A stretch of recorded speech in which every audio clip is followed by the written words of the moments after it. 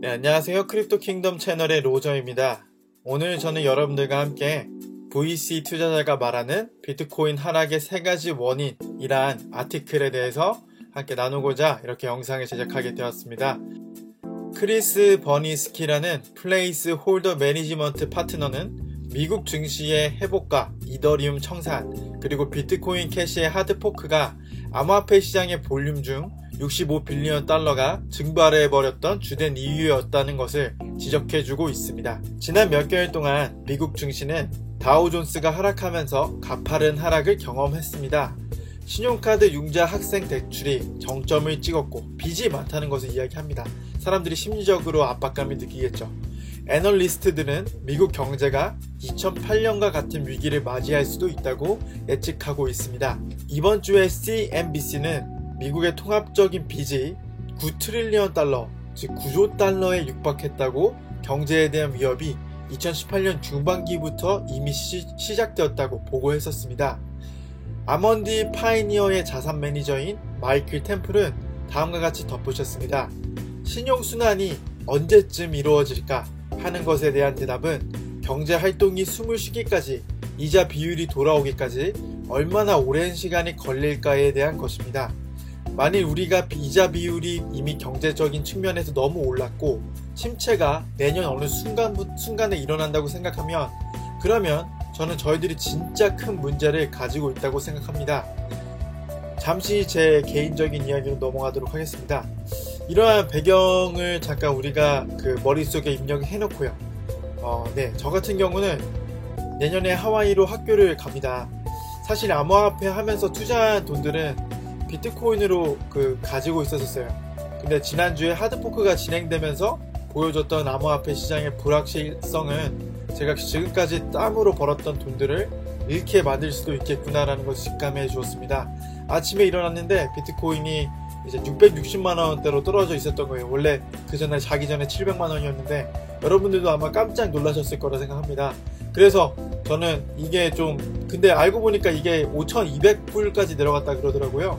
그래서 더 내려갔다 왔다는 것은 이게 조금 증상이 좀 이상한 것 같았어요. 그래서 나 이 돈 잃으면은 어떡하지? 이 돈 잃으면 나 학교 가서 공부할 수 없는데 라는 것을 진짜로 직감해주게 되었습니다. 그래서 가장 먼저 취했던 액션은 현금화할 수 있는 모든 디지털 자산을 원화로 바꿨던 것이었습니다. 제 돈을 잃으면 말씀드렸다시피 학교도 물거품이 되고요. 난리가 나겠죠. 네, 정말로 감당할 수 없는 그 미래를 제가 감당할 만한 책임을 질 수가 없었을 것 같았습니다. 그 당시 저는 거래소 메타에 홀려서 마이너스가 나도 배당받으면 되겠지 하면서 무감각했던 그런 순간들을 지내고 있었는데 자고 일어나니까 떡락해 있던 비트코인이 저를 일깨웠습니다. 이러한 감정을 대부분의 투자자들이 느꼈을 거고요. 학자금 대출이나 그 외 여러 많은 대출을 안고 사는 이들이 심리적으로 압박감이 느꼈다고 봅니다. 저는.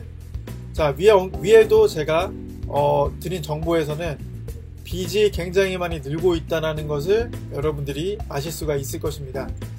크리스 버니스키의 말로 다시 돌아와 보도록 하겠습니다. 미국 증시의 급락이 암호화폐 같은 리스크가 높은 포트폴리오를 사람들이 정리하게 만들었을 거라고 했습니다. 그 사람이 이렇게 덧붙입니다. 첫 번째, 마켓 안에서 넓게 리스크를 없애려는 환경이 있었습니다. 가장 리스크가 많은 자산은 리스크를 제거하는 환경 안에서 팔려졌을 것입니다. 이게 명확하게 암호화폐에서 일어나고 있는 일입니다. 덧붙여서 비트코인 캐시와 비트코인 캐시 SV로 인한 해시파워 전쟁이 시장을 더 불확실하게 만들었고 이로 인해 ICO로 모금했었던 이더리움도 역시 청산이 된 것처럼 보입니다. 비트코인은 3에서 4개월 동안 6,000달러 선을 지지하고 있었는데요.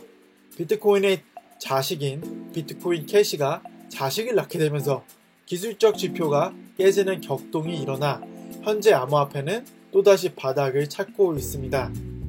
이런 암호화폐, 비트코인 투자, 비트코인을 홀딩하는 것들이 개개인에게 어떤 영향을 미치는가가 참 중요한 관점 포인트인 것 같습니다.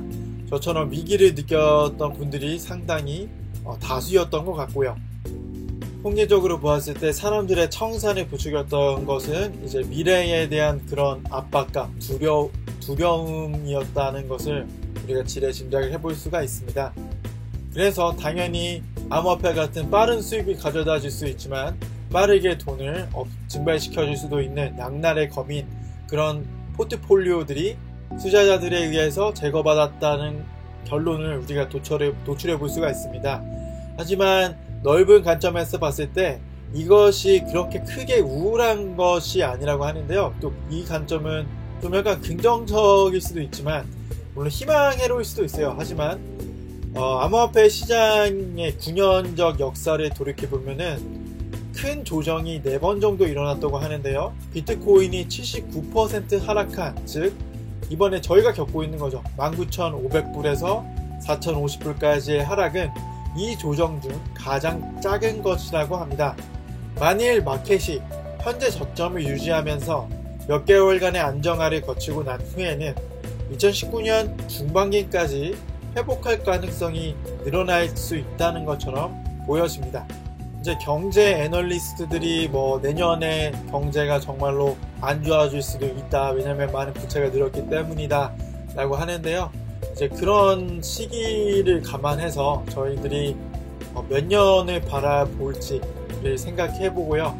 아무래도 암호화폐가 리스크를 수반하다 보니까 지금은 사람들에게 어떻게 보면 외면을 받는다 하더라도 경제가 좋아지면은 또 변동성이 큰 암호화폐 시장만큼